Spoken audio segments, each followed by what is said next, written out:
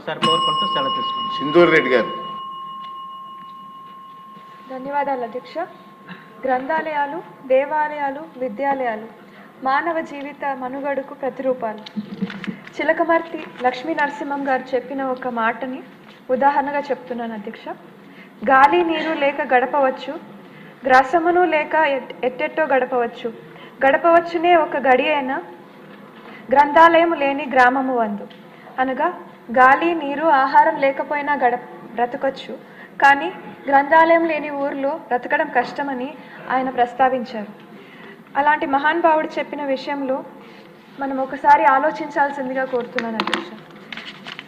గ్రంథాలయాలలో పనిచేసే సిబ్బంది జీతాలకు తగినంత గ్రాంట్ ఇవ్వకపోవడం వల్ల స్థానిక సంస్థల నుంచి వచ్చే సెజ్ని జీతాలకు వాడుకోవడం, దానివల్ల గ్రంథాలయాలు అభివృద్ధి చేయకపోవడం వాస్తవమేనా? తత్ఫలితంగా పుస్తకాలు కొనుగోలు కావడానికి కానీ లేదంటే కొత్త గ్రంథాలయాల నిర్మాణానికి కానీ అన్నీ నిలిచిపోయిన విషయం వాస్తవమేనా? జిల్లా కేంద్రాల్లో అన్ని గ్రంథాలయాలు డిజిటలైజేషన్ చేసే ఆలోచన ప్రభుత్వం చేస్తుందా అని మీ ద్వారా మంత్రివారిని కోరుతున్నాను అధ్యక్ష. అదేవిధంగా ఈ డిజిటలైజేషన్ చేసి ఈ లాగిన్ ఐడి పాస్వర్డ్స్ కానీ ప్రజలకు అందజేయగలిగితే అదొక మంచి ఆలోచన అవుతుంది అధ్యక్ష. అందరూ కూడా పుస్తకాలు ఇక్కడ మన లైబ్రరీస్లో ఉండే అన్ని పుస్తకాలు వాడే అవకాశం ఉంటుంది అధ్యక్ష. రాష్ట్ర వ్యాప్తంగా దాదాపు 2000 పైచిలుకు మంది లైబ్రేరియన్లు, వాచ్మెన్లు, రికార్డ్ అసిస్టెంట్లు ఈ గ్రంథాలయాల్లో పోస్టులు ఖాళీ ఉండడం విషయం వాస్తవమేనా?